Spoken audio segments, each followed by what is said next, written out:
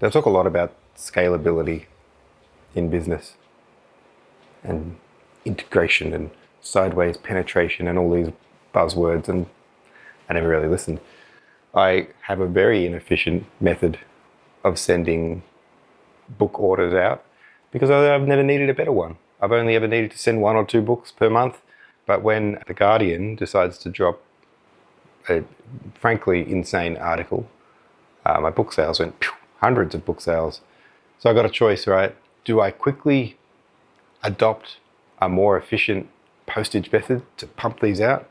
Or do I just get stuck into my old manual process and just one at a time, just grind through them? And I chose the latter. I've been grinding. So for the last 3 nights, I'm just like a postage person. So this is my system.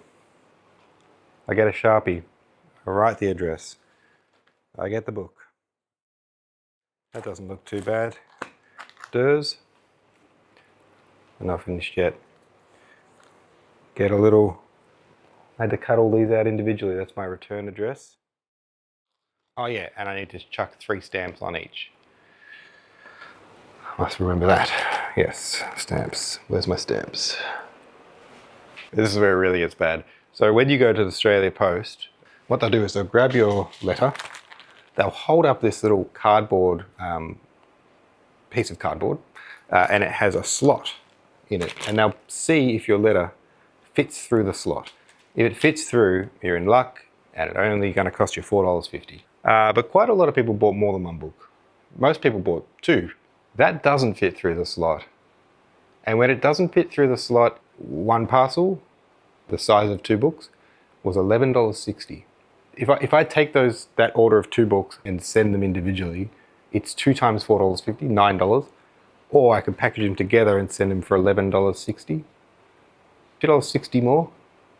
Across hundreds of orders, that's hundreds of dollars. So this process, I'm not just doing it once per order. I'm doing it in a lot of cases twice per order. One day he's going to be a writer too, or a postage worker. Which one do you want to be? Ooh, ooh, ooh. I want to be like you, ooh, ooh. You want some coffee? Okay. Toby is attempting to use the coffee machine over there. Daddy. Yes, darling. I'm going to get a Maya. You're going to make a cup of coffee, are you? Oh, press the button. It's actually making coffee. I've got a sack of parcels. What happens when you go to the post office with 100 parcels? Do they just go, no worries, and just hand them over the desk one at a time? Daddy. I have no idea how this is going to work. I'm interested to find out. Daddy. Yes, Dal. Daddy. You made a real coffee. Yeah, I see it. It's very good. You're very clever.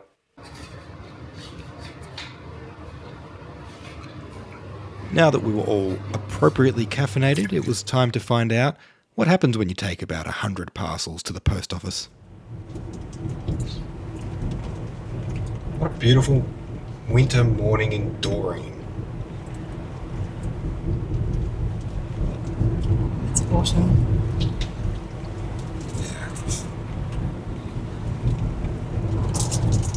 You're right. It's definitely autumn. You're not wrong about that. Oh, look at this artwork. What does that say? N-E-C.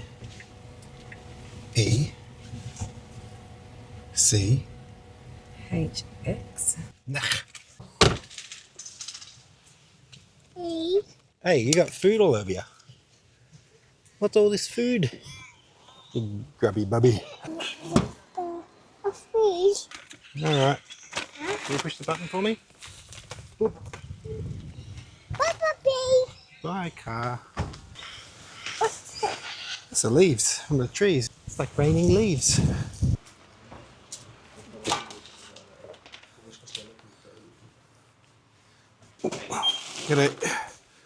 Oh, these are all ready to go.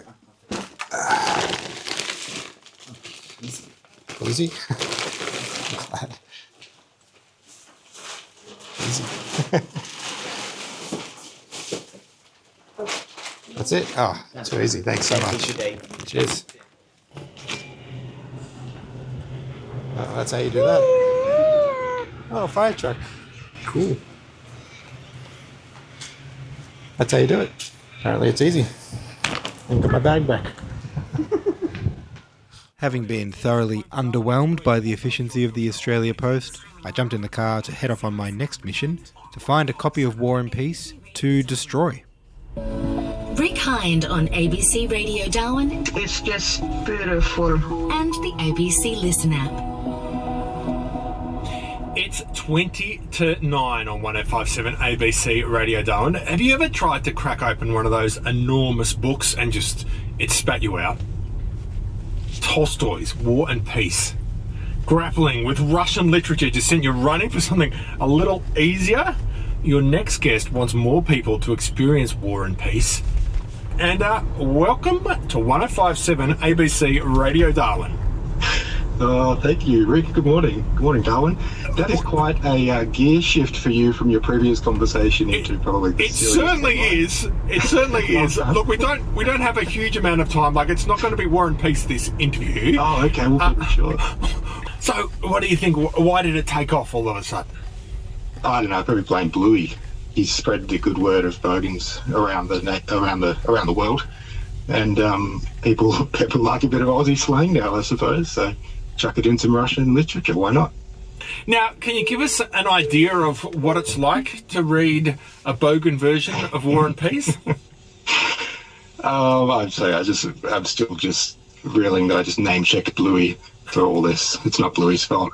What's it like? Well, look, I kept the book intact, word for word. Like, if you read my version, you've still read War and Peace. Every single thing still happens. It's just got an Aussie accent.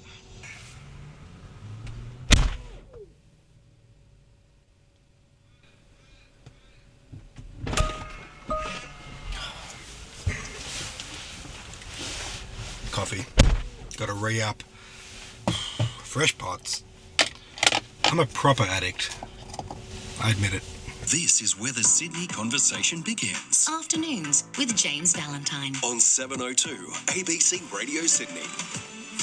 When you decide to read War and Peace, you first got to choose, like, which English version do I want to read? There's lots of different translations over the years, and they've all got their merits in different ways. And what really tickles me is that my name is now in that conversation as a valid contender of maybe we should try the Australian version.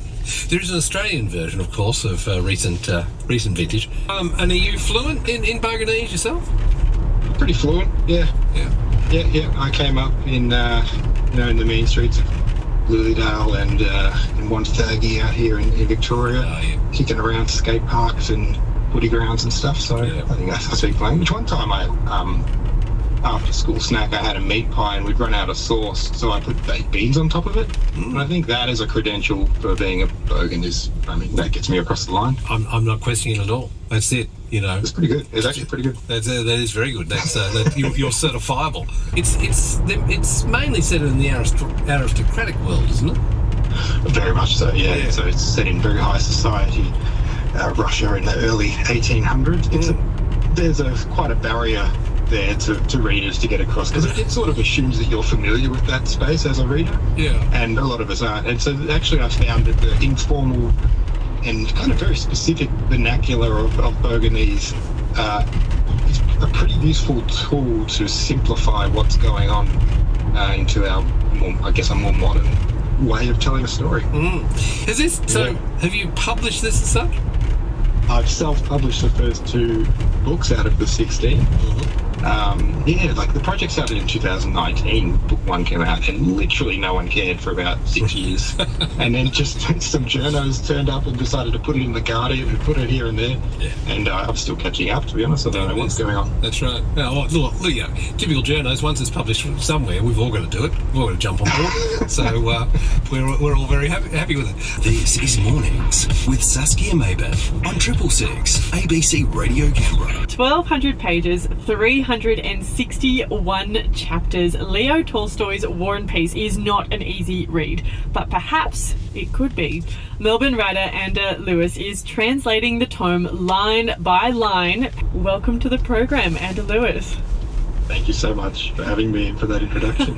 It's not a formal language, isn't it? It's not one that you can choose when you're selecting your language of choice. Yeah, I would call it a very informal language, if anything. But you know what? It's a very specific and emotive language. I'm finding it actually quite easy to work with, boganizing, even something set in early 1800s Russia. You can find common ground there. I actually joined a community called A Year of War and Peace, where that's their goal. Because you said it has 361 chapters, it's a great lineup. If you start on January 1st and read a chapter a day, you can pretty much celebrate New Year's by having finished the book.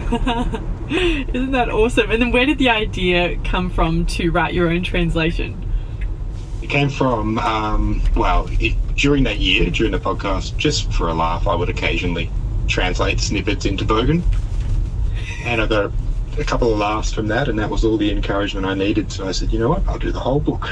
And you've done it, line by line. You haven't really deviated from the original text at all. Your commitment to recording each sentence and translating that is admirable. Thank you. And I think it's funny, a conversation that happens every time is, hey, which translation would you recommend that I grab? And I just really loved the idea of my version being a valid contender in that conversation. Has there been, any criticism that maybe your version has been vulgar or offensive, or have you heard anything like that? No, from the literary community, to quote the great Cisco, I don't mean no disrespect. And I think people can see that I'm coming at War and Peace from a place of love. I love the book. And so the literary community, they're all about it. I think the criticisms I get are mostly from Australians, but it's the funniest thing, because no one has a problem with me doing it, but people take serious gripes with the way I'm doing it, I've chosen the wrong boganism, and they will stand on that hill and die. No, I would have not said that one. And so there's a lot of contention there. If you say Palmer instead of Palmy in the wrong place, you'll cause a riot. So it's a bit of that going on. Oh, well, that's good. I like that that's the type of conflict that's been generated from this. Yeah, what is Bogan Australian? Yeah, exactly. Let's define this new language. Do you have a copy of the book on you? I'd love to hear an excerpt that's safe for radio. Yes. Okay, let me hit you with some chapter 17, book 1. I like the way this one opens up, so here we go. So I'm at Greensborough Shopping Centre. I'm on a hunt to find a good copy of War and Peace to purchase and then pour a whole beer all over it. Why am I doing that? And why am I telling you this from a massage chair? I'm just working with a new theory. So that whole idea, that feels good. That whole idea to make a bogan version of War and Peace is the dumbest idea I've had in a long time. So I guess my theory is now maybe just lean into your dumbest ideas. So I thought, what would be the dumbest way to tell you guys what I'm up to? I'll jump in that massage chair and do it. That would suck. It's getting up my butt cheeks. It gets right up your butt cheeks. There are people looking at me. And I need to sort of revive my Instagram account now. So I was browsing Instagram and thinking, man, the things that get millions of views are just so dumb. Just dumb things. So I had a dumb idea. What if I just got a copy of War and Peace, put it on a bench top, and then just poured an entire beer on it? Viral content? Maybe. It's very symbolic of what I'm doing. Drenching Tolstoy in a long neck beer. Yeah.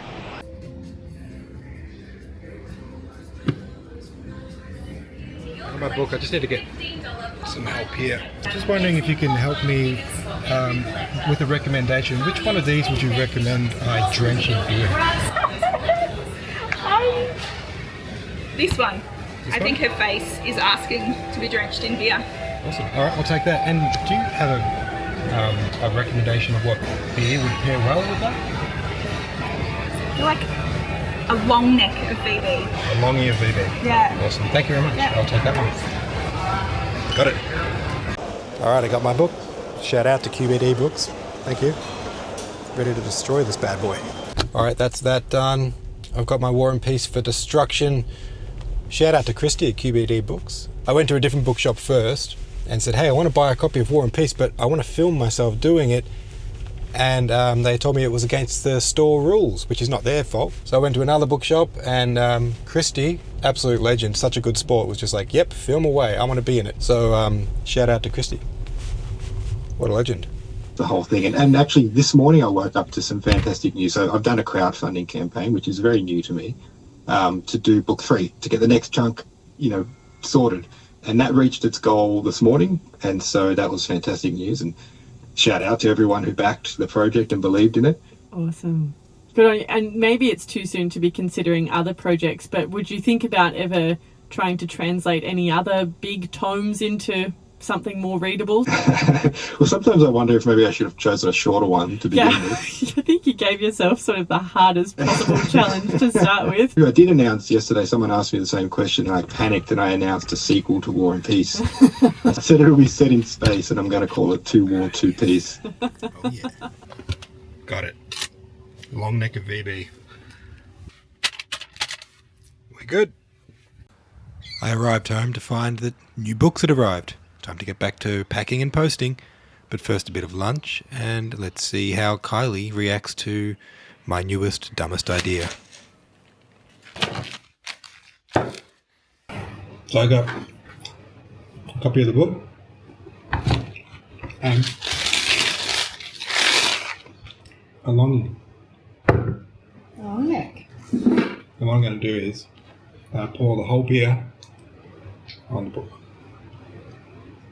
That will work. That'll work. That's one thing I love about Kylie, is she's ride or die. No more context needed. She's all for it. My new theory is just go with all your dumbest ideas. It's a really good theory. Just, if it's dumb enough, it should be fine. My dumbest idea is to do Macca's keto with no bun. That's a great idea. Yeah. For real though, a bunless Big Mac tastes better than a real Big Mac with a bun. Mm-hmm. Right? Right. It does taste better. You get more meat, you get more cheese. That looks good. I should have got one. It's a very good thing those books came today. I'm starting to get emails from customers wondering where their orders are. Good morning. I've not received a dispatch email. I'm wondering when it was posted. Many thanks. All the best. It's a polite email. I appreciate that, and I do apologise. This person ordered their book 8 days ago, and I haven't posted it out yet. I've got to get better. I've got to get a better system than this, but for now, I've got to keep scribbling. And so I got back to scribbling on envelopes, and packaging envelopes, and putting stamps on envelopes, until later that night, when the kids were asleep and the house was quiet, and I could set about my one last task for the day, to conduct my very dumb social media experiment.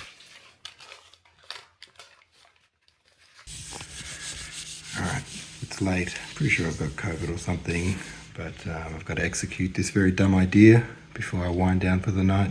Otherwise I'll never get to sleep. So let's go. You can keep it filming while I do it. Alright, so we're in slow-mo 4K. Press start.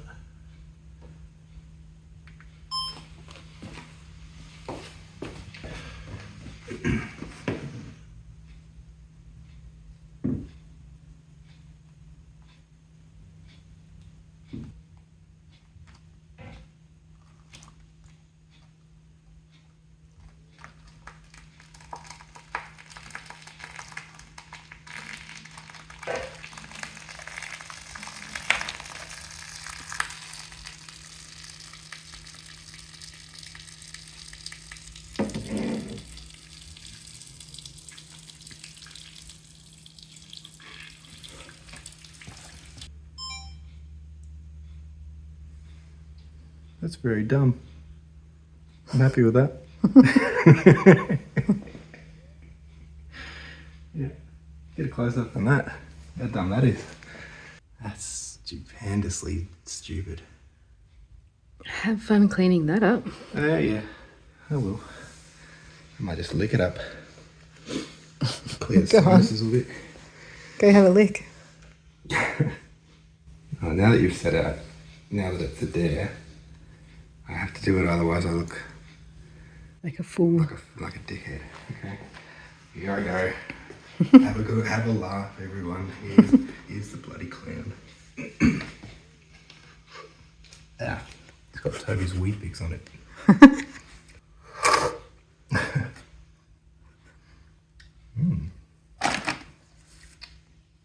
Gross. So what do we got here? Anthony Briggs by Penguin Classics, paired with a Victoria bitter. Conclusion for the scientific experiment. I would say overall successful. I'm interested to run some more experiments, some different translations, different beers, different publishers, see what kind of results we can get. But for a first experiment, I think we got some good data. We'll get it into our lab, see what we can come up with. Cool. All right. Well, thank you so much for watching this video. I'll leave you with the final footage and the burning question. Did it go viral on Instagram? Well, I can't answer that. I don't know that myself yet. But if you want to find out, there's two ways to do that. You can subscribe to this YouTube channel and wait for the next video, in which I will definitely update you. Or you can head over to my Instagram, which is @AndrewLewis, and see if the video is over there yet, see how it's performing. I mean, look at that. If that's not viral content, I don't know what is. Look at that liquid gold cascading down the book, drenching those pages. So satisfying. What a wonderful day it's been. I'll leave you to enjoy the rest of this footage and sign off by saying thanks for watching, and I'll see you next time.